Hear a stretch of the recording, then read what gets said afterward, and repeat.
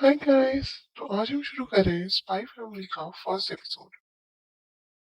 हमारे first episode के शुरुआत की 10 साल पहले ओस्टेनिया और वेस्टेलिस नाम के दो कंट्रीज के बीच में तनाव काफी बढ़ा हुआ है और कुछ समय बाद दोनों के बीच में जंग भी शुरू हो जाती है। जब जंग रुकती है तो दोनों देश साथ आके एक शांति प्रस्ताव साइन करते हैं। जंग तो खत्म हो जाती है लेकिन दोनों देशों के रिश्तों के बीच में कोई सुधार नहीं आता है और इसी के बाद से हमारी फर्स्ट एपिसोड की शुरुआत होती है। वेस्टाइलिस का एक डिप्लोमेट अपनी कार में जा रहा होता है कि तभी उसकी गाड़ी का ब्रेक फेल हो जाता है और गाड़ी ब्रिज से नीचे गिर के एक्सीडेंट में ड्राइवर और डिप्लोमेट दोनों की डेथ हो जाती है। अपने डिप्लोमेट की कार एक्सीडेंट में ऑस्ट्रेलिया में मौत हो जाने पर वेस्टेरियन इंटेलिजेंस अपने ऑफिस में इकट्ठा होकर सिचुएशन के बारे में डिस्कस करते हैं। उन्हें विश्वास है कि ये कोई साधारण एक्सीडेंट नहीं है बल्कि सोची समझी साजिश है एंड ऑस्ट्रेलिया की फार राइट पॉलिटिकल पार्टी ने इसे अंजाम दिया है। वेसेलिस मानता है कि ये उनके खिलाफ युद्ध की तैयारी है और उन्हें जल्द से जल्द उनके प्लान के बारे में पता लगाना चाहिए। तभी एक सदस्य अपने बेस्ट एजेंट ट्वाइलाइट को इस मिशन में भेजने का सुझाव देता है। तभी एक अन्य सीन में एक इन्वेस्टिगेटर एक फॉरेन मिनिस्टर के खिलाफ सबूत लाता है कि वो विग पहनता है। ट्वाइलाइट एडगर के भेष में ये पिक्चर और नेगेटिव्स उनसे लेता है और ये कहता है कि इनके आधार पर हम उस मिनिस्टर से रिजाइन करने के लिए दबाव बना सकते हैं और अपनी कार में चला जाता है। एजेंट ट्वाइलाइट के चाहते ही वहां पर असली एडगर पहुंच जाता है और इन्वेस्टिगेटर से फोटोज और नेगेटिव्स मांगता है। इन्वेस्टिगेटर को एहसास होता है कि ये उसने किसी और को दे दिए। उसी शाम ट्वाइलाइट रॉबर्ट की भेष में अपनी डेट कैरन से मिलने जाता है जो कि मिनिस्टर की बेटी है। वो कहती है कि उसके पिता आज बहुत खराब मूड में है क्योंकि किसी ने उनके पिता की विग वाली पिक्चर्स को चुरा लिया है। उस रेस्टोरेंट में एक लड़का अपनी गर्लफ्रेंड को प्रपोज कर रहा होता है। उसे देखकर कैरन कहती है कि शायद एक दिन, लेकिन रॉबर्ट उसके सेंटेंस को बीच में ही काट के कहता है कि वो ब्रेकअप कर रहा है क्योंकि अब उसकी बातें उसे बोरिंग लगती हैं। ये कहते ही वो वहां से निकल जाता है और अपने मास्क और चश्मे को गार्बेज बिन में फेंक देता है। वो अपने आप से सोचता है कि शादी और एक नॉर्मल जिंदगी के बारे में सोचना वो स्पाई बनने के बाद छोड़ चुका है।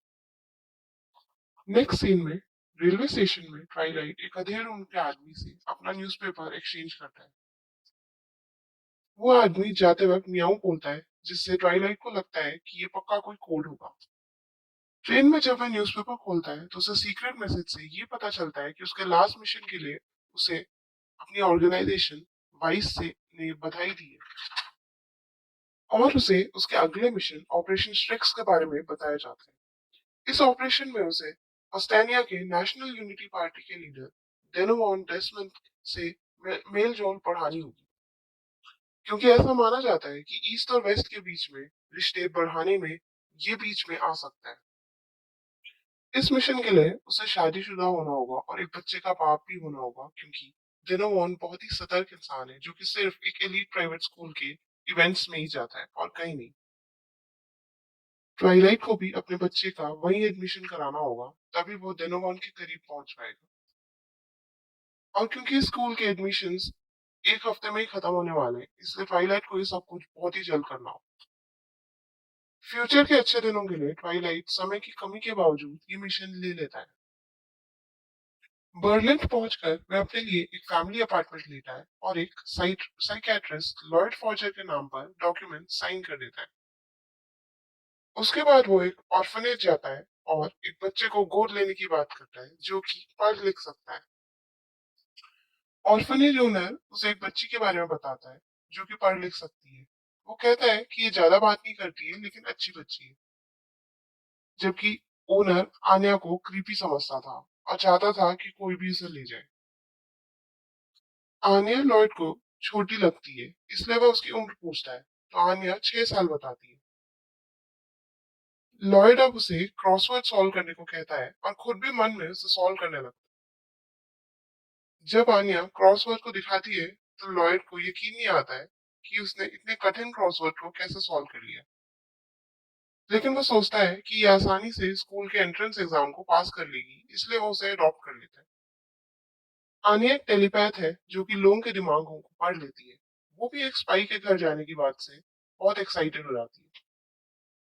घर जाने से पहले लॉयड आनिया से कहता है कि वो सभी से यही कहे कि वो उसकी बेटी है और उसे पापा कहकर पुकारे। अब लॉयड को आनिया के नकली पेपर्स बनाने थे, तो वो कहता है कि वो बाहर जा रहा है। इस पर आनिया भी साथ चलने को कहती है। जैसे ही वो बाहर निकलते हैं कि जल्दी आनिया भीड़ में खो जाती है। तभी एक महिला उससे कहती है कि बच्ची का हाथ हमेशा पकड़कर उसके पास रखना चाहिए, नहीं तो वो खो जाएगी। लॉयड अपने मिशन के लिए आनिया के साथ एक अच्छा रिलेशनशिप बनाने के बारे में सोचता है। आनिया 10 सेंट से स्पाई वॉर्स का पोस्टर खरीदना चाहती है, जबकि उसका दाम ज्यादा था।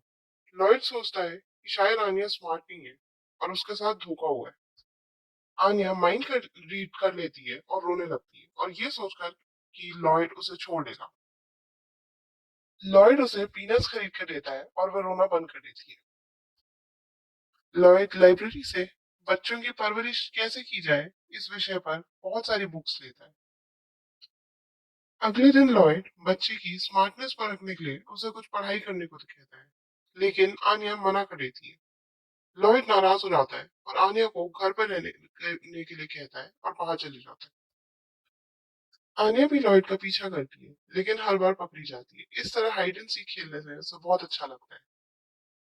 लॉयड आखिर में उसे घर में बंद करके बाहर से एक भारी अलमारी लगा देता है। लॉयड फ्रैंकी फ्रैंकलिन से मिलता है, जो आनिया के लिए एप्लीकेशन फॉर्म, एग्जाम का टिकट और एग्जाम की क्वेश्चंस का कॉपी देता है। वो ये भी जानकारी देता है कि पिछले साल आनिया को 4 बार अडॉप्ट किया गया था, लेकिन सभी फैमिलीज ने उसे रिटर्न कर दिया। आनिया घर पर बोर हो रही होती है, तो वो लॉयड के रूम में जाकर उसके जासूसी के इक्विपमेंट से खेलने लगती है।